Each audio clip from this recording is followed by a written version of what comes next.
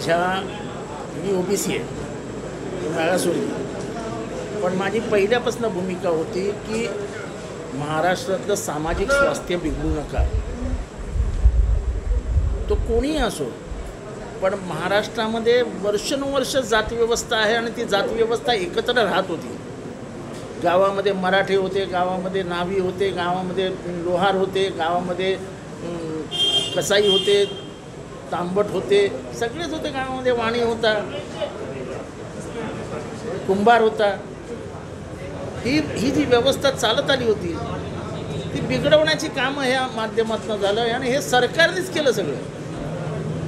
हे सगळं खापर फोडायचं असेल तर फक्त सरकार जबाबदार आहे. याला भडकव, त्याला भडकव, याला आग लाव, त्याला आग लाव, याला सगळं हातात नाही. सर काय आव्हान कराल ओबीसी समाजाला? आणि माझं सगळ्यांनाच म्हणणं आहे की संविधानाप्रमाणे जे होत असेल ते होऊ द्या.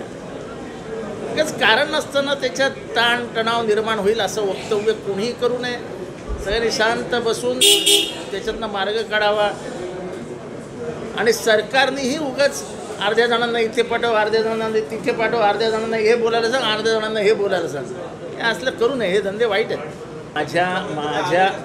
माझ्या संपर्कात एकही माणूस नाही. ज्यांच्या संपर्कात असत आहेत ते बोलत आहेत. मी कोणाशी बोलतही नाही आणि माझ्या संपर्कात कोणी येतही नाही.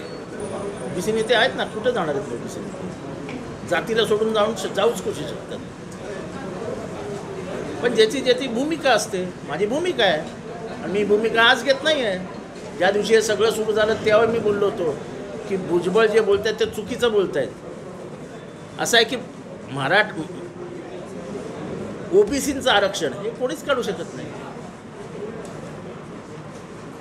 आणि दुसरी गोष्ट, जे काही कॅबिनेटमध्ये निर्णय होतात त्याला खुलेआम विरोध करून कॅबिनेटमधनं बाहेर पडायला पाहिजे. ते करायचं नाही आणि उगाच बाहेर येऊन भाषणं करायची, बरोबर नाही. माझा समर्थन मी आता जाहीर करतो आहे.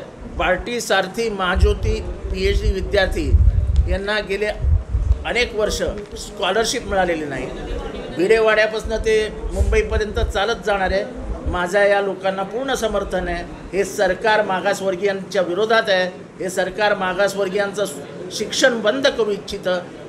हे एवढी पोरं PhDला बसत आहेत, एकही पोराला फी मिळत नाही. ते जगायचं कसं, पुढे जायचं कसं?